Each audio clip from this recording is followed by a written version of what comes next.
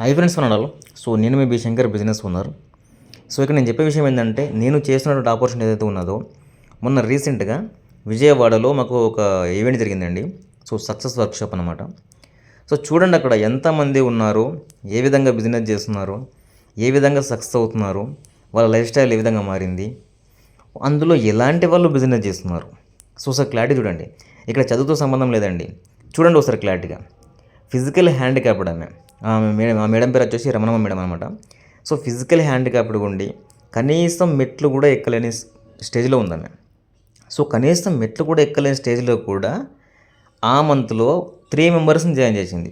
ఆమె 2CC complete చేసుకొని 1% business complete చేసుకొని బిజినెస్ ఓనర్గా మారి ఒకే మంత్లో 3 మెంబర్స్తోని 2CC కంప్లీట్ చేపించేసి వాళ్ళకు life changing opportunity, business opportunity వాళ్ళకి ఇచ్చి స్టేజ్ ఎక్కింది. వాళ్ళకి స్టేజ్ ఎక్కడానికి రాకుండా కానీ ఆ విధంగా పట్టుకొని ఎక్కించారు స్టేజ్ పైనకి.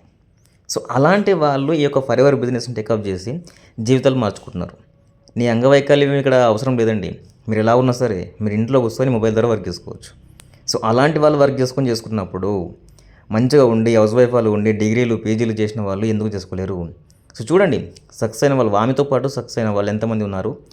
అక్కడ అసిస్టెంట్ మేనేజర్ అయిన వాళ్ళు, అసిస్టెంట్ సూపర్వైజర్ వాళ్ళు కూడా అక్కడ మనకు రికగ్నైజర్ ఇస్తున్నారు సార్ వాళ్ళు.